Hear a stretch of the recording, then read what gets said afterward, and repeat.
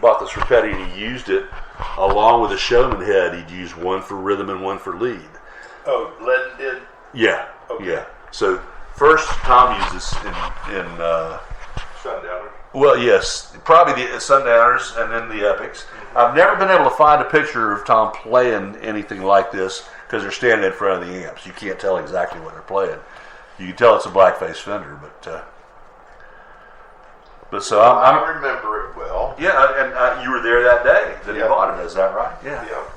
More or less, yeah. Specifically, the history of Tom early on. Once Tom started playing, a little acoustic guitar and being interested, as he was, I came to him one time, and a friend of mine's father owned Fisher's Meat Market. Right. Actually, it was Jim Linehan's stepfather. Right.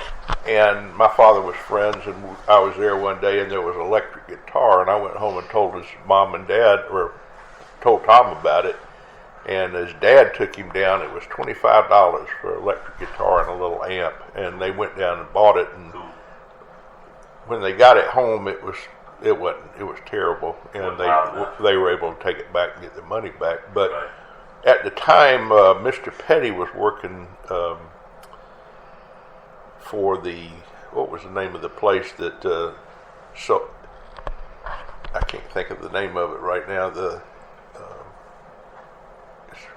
Now it's where they sell have the book auctions, for the Friends of the Library. Yeah. Okay. Eli Witt is what it's called.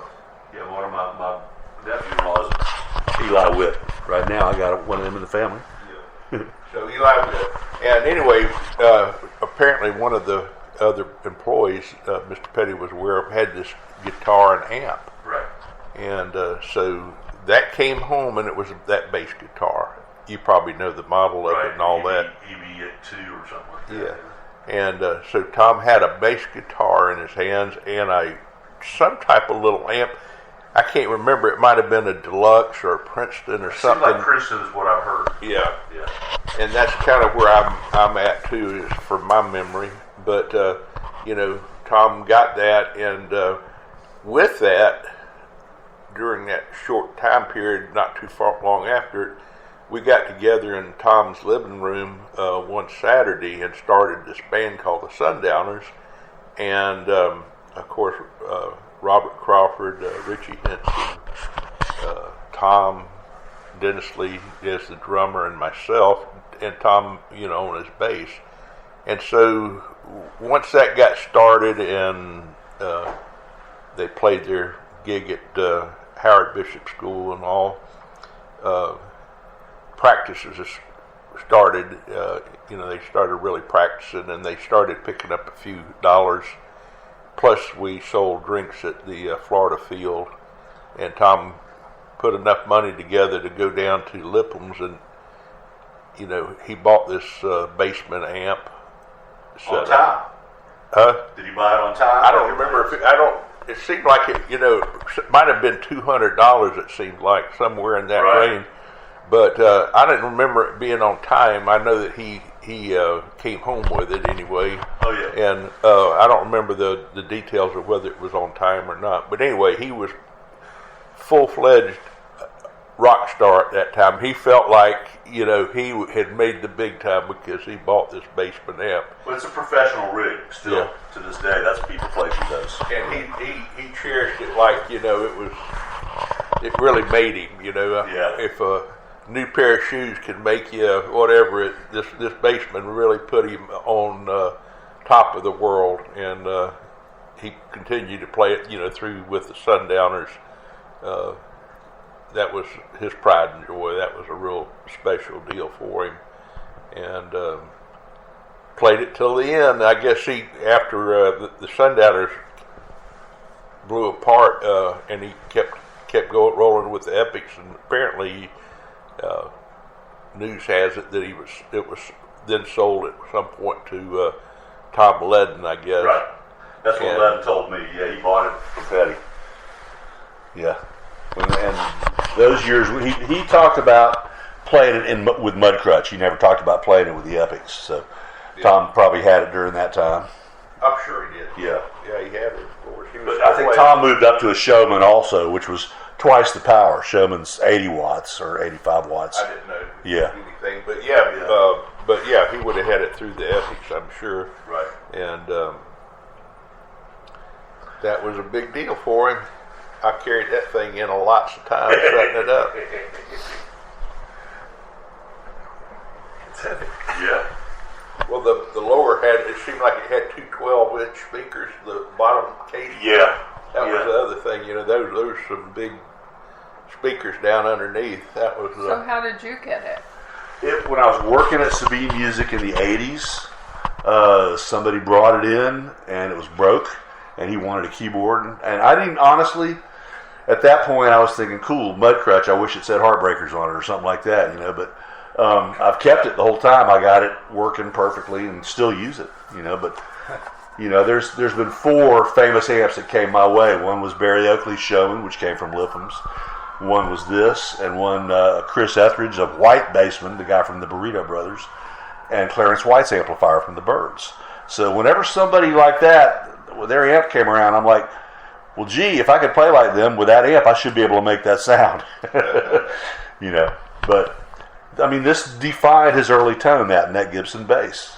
So that's why it's important. And I don't know how long Tom stayed with bass, but how long do you know how long he stayed playing bass? But until when they finally left and went to California, he was playing some guitar. I mean, he played at the show at Westside Park. He played guitar, but he had to have another bass player, which is what Danny Roberts was. It was another utility guy who could switch off to bass. Oh, okay. Yeah. All right. So that was when the transition happened from bass to guitar for him. And when he got Mudcrutch back together, he, true to form, he played some great bass in the new Mudcrutch too, I thought. Well, some things that came about also during those early years was at some point Tom had a keyboard. Mm-hmm. I was kind of amazed one day. I went down to Tom's house in his what we called a sunroom with the quarry tile floor set up there. He had a keyboard set up, and he was teaching himself or learning how to play the keyboard. Other people have come forward and say they helped him learn that also. But I'm sure Trantham Whitley or David Mason or somebody was kind of. Well, those guys are certainly good guys to learn from. I think Petty understood music in a big way. Other thing that he brought on board, and I wasn't with him when he bought it, but he was excited to show it to me. And this was pretty early on. Is he'd gotten a 12-string guitar. Right. And it's acoustic 12-string. Right. Was it an Echo or something like that? Do you remember what it was? I don't remember the name. Yeah. I remember it was kind of a blonde, body guitar. But I never even knew. He knew all this stuff. I wasn't a musical guy. Well, you had been to the clubhouse out west, and you saw there's probably 50 of these things around there. Then he ended up, because that is kind of the definition of tone right there. The Bassman amp is. It's amazing. Every Marshall amp you ever heard was based on this design. Jim Marshall took the Bassman circuit and copied it. So that's kind of cool. It was funny when we went to Tom's and Dana's house in California. Mm-hmm. He wanted to show us his studio and everything. Right. And he was so proud of it. And then he took us out back, and he had a little pond with frogs. Right. And he said, "You'll hear a lot of frogs on my songs." There are some. That's funny. Yeah, I can't remember which ones, but he was, here he was, this big rock star, just so proud to show us his. He couldn't be himself with just everybody. Y'all go all the way back. That's why, Right. So. Yeah, he didn't have to prove anything, and we didn't want anything from him. So he was just proud to show us his studio. And Keith, he showed us his housekeeper's. Tom showed us his housekeeper's house or apartment. It was just a little apartment attached. And Keith walked in, and he said, "Tom, I smell gas." Uh-oh. And there was a gas leak. There was a gas leak. Tom was very appreciative. Heck, I bet. So. And he was proud to show me his barbecue grill. He took us around. and they had a. I guess I can't imagine Tom cooking, but I guess he did. It was funny. He was such a nice guy. Such a nice guy. The part I remember about his sense of humor was dry. You know, and I never really got to sit in the room with him after they left. You know, and I'm kind of sad about that. But and when we went to eat and we came home, I said, I need to use the restroom. He walked me to his bathroom. right. I mean, he didn't just say it's down the hall to the right. He walked me there. He was such a gentleman like that. Yeah. Yeah, he surprised. I mean, a lot of things he did later surprised me. As you know, I didn't know he would really be like that. You know, even after the fact I was with him so much, I felt like I knew him pretty well, but still, he had a lot of surprises. And I think he learned a lot after he left. Learned a lot about the business. Learned a lot about people. Yeah. How to read them and who to trust and who not to. Yeah. still crazy, amazing. Hey, I want to ask you though. Yeah, man. Now this is something I wasn't aware of, and I think you're the one that says the story. Is they turned his mic off? Where did that come from? They what now? They turned his mic off when he played. Oh, that's what a couple of people told me, that they never had his mic plugged in with the Sundowners. Yeah. You know, so. Yeah, I was right there and setting everything up, but I never was aware of that, so I don't know how that came Why about. didn't they have it plugged in? I don't think anybody liked his voice as much then as they do now. When we were in fourth grade, I can't remember what we had a little chorus there, and the teacher said, Right. "Don't sing, Tom," or what. I mean, it was so bad. But his voice in chorus, for example, his voice stood out. It was different than everybody else's voice, which is why it was so great. I mean, when you hear Ben or Scott Thurston or Tommy Ledden, any of those guys sing harmony with him, you have to learn how to sing harmony with Petty because his voice is so different sounding. But in chorus, you're trying to blend with everybody, and he completely stuck out instead. So I guess that's what, even in fourth grade, that was the case. yeah. I think in the beginning, he really copied Bob Dylan. Yeah. And Roger then, went. and then he became his own singer. You know, it's funny when this all started. I always thought that I liked Tom's songs the way they were, and I didn't want to do them for that reason. You know, because I would rather hear him sing them than hear me sing them. But when I started trying to learn the body of work that he had done to present it at these yearly things, I didn't want to do a sorry job of it. So his stuff is harder to sing than people think it is. And it's easy to say, well, you just got to sound like Dylan or sound like Roger McGuinn. That ain't as easy as it sounds either, you know? Right. I mean, you know. I think Ronnie Gregg does a really good job. Yeah. He's really studied him, I guess. But that's what he does all the time. So. Well, and eventually, like you're saying, you got to sound like yourself. Yeah. You know? So you got to let your own true voice come out. You can't be anybody else, so why bother, for me, trying to sound like them. But those guys do a good job of it. You're absolutely right. And it's just... they love the music, that's why. Yeah. To hear Tom sing Southern accents so sweetly, he really, he could tap into your emotions. Oh, especially in the 2006 Gainesville homecoming. That's the 30th best version of that song. The emotion in his voice is incredible. Yeah, he could tap into your emotions. He even left out a whole measure, and Ben covered him up too. That was pretty interesting, He did? Yeah, he was doing his little circles coming back to the microphone, and he didn't come back on time. And Ben just played something over that, and then when he got back, he went right into where he was supposed to be. I think Tom was so nervous singing that song. Don't you? I don't know if he was nervous. I don't know if he ever got nervous anymore, but I think he understood the weight of singing it in Gainesville. But Blair got us all passes. I sat right next to Campbell's sister in the 10th row. So, that was a good seat for that show. But backstage, Tom never came out. At least any time I saw him. You guys may have gotten to talk to him, but Not in 2006. I didn't see him then. No, but many times he would, yeah. he would call. That's what I'm saying. Y'all are special. You know, He would call us regular Gainesvillians, we got to see everybody else, but Tom didn't come back. You know, didn't come out. He would, and he and I would talk about all his new songs and where were we down south when was it West Palm or something?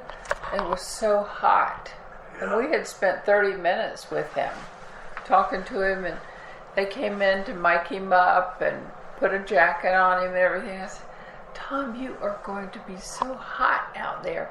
He said, no, they give me an air conditioner. Yeah. But he was like a little boy, you know, they give me an air conditioner. And so we walked out, and by the time we got to our seats, that jacket was off. Yeah. Yeah. But he was, I don't know, Tom and I got along very well. He liked you. That's what everybody that I've talked to has said. Yeah. Yeah. He told Keith something like, "First bounce, if you drop that girl, I'm on that." You know. Tom was a good guy. I couldn't listen to the music for a long time after he died. Yeah. So. You know, that first year was something special, I think, because none of us were doing it for any other reason than to say thank you for all this music and goodbye. You know, it wasn't until after that it kind of turned into, you know. Well, that was the original thought of you when you put it together. You were involved. Well, as soon as he passed away, I had a couple thoughts, and I happened to be really at First Magnitude maybe the same day or the day after, and I asked him if, you know, about a spot. I said I wanted to do a celebration and everything. Right. I called you first, Right. and then I called Jason Hedges and got you guys involved and everything. But anyway, so I wanted it to be on his birthday. I mean, but they didn't have a slot available. That was my original thought to do that. But then Jason worked it out where he could do it, and it turned out really nice. It was, the feeling was right. It was like old time Gainesville, Right. You know? But that, like you say, that was when everybody was doing it from their heart, Right. and the money was out the window. I never had the thought of trying to be, but I did want to continue it on a yearly basis. Right. But I never expected it to, you know, develop some of the things that happened. And Well, it's even a good idea. Everybody's got different ideas about how to do it. Yeah. But my original thing was I just wanted to get all the guys like yourself locally that could come together and celebrate Right. and play the music. And you know, there's a Tom Petty celebration in every town in America now. And there's a pretty decent Tom Petty tribute band in every little town in America now. Yeah. That's the weight that he left us, you know. But and this year I went back to the original lineup from the first year because I wanted it to feel fun, you know, and not like it was some, you know, we have to do these songs or something. You know? Well, I'm not a big fan of the way it's being done. I'd like to see more. The people come, they want to hear Petty's music. Right. More than these people, I don't even know who the heck they are. Maybe they're Right. playing some of them. Right. But I think if somebody really got together and did some research, there's some really good people out there they could bring in. Right. And we could see a lot of good variations and good things. But the way it is now, I don't like the thing where you're going to be on the stage for 10 minutes. You know, you got to come in and play 10 minutes, and I then can't it's even going to get warm enough to sing in 10 minutes. That's right. You know. And I don't favor that at all. I had told Speeds, I said, listen, man, don't try to make this thing like a super show. Put together a good fun event.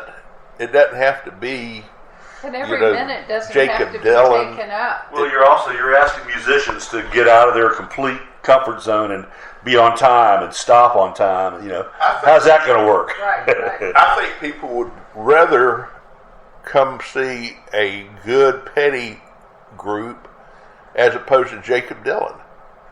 Yeah. I mean, He's related peripherally, but he's not Tom. when Jason was doing his separate gig, he'd get on stage the final deal, and it would be 4 hours of Petty music, and Right. people loved that. Right. And We did every single one of the hits. but now Jacob Dylan, what does he have to do with Tom Petty? I don't see it. It's just putting a named person. I mean, you can do that any weekend of the year. You can bring him in. Bring somebody in that has some really strong relation. I mean, I guess they can't get the dirty knobs, but Well, if they played the high dive, they would certainly play Heartwood if they paid them the money. You would think, but I don't know what's going on. Why we can't get that together? Or why can't we get all the Heartbreakers together? Come do this dedication. I mean, yeah, I mean they're all doing their solo shows, right? You mentioned that as something you'd like to see. For it's something I've got. 10th anniversary at the very latest, right? I think there's 300 million people in America that would like to see that. I mean, they could You know what? If the Heartbreakers said, "Hey, we're going on tour, and we're going to have Guest singers, guest singer Jake, whoever, Eddie come Vedder, in, come in and sing," they would draw.